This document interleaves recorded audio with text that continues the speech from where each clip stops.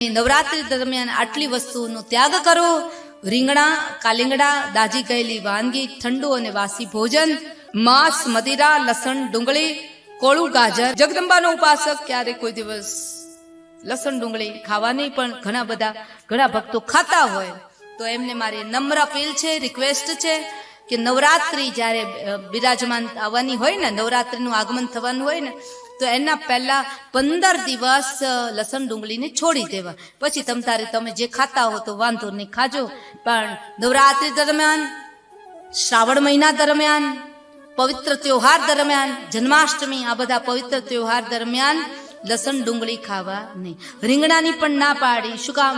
તો કે આપણા શાસ્ત્રની અંદર બતાવ્યું છે કે રીંગણાનું બીજ 27 દિવસ સુધી પેટમાં રહે છે. શાસ્ત્રની અંદર બતાવ્યું.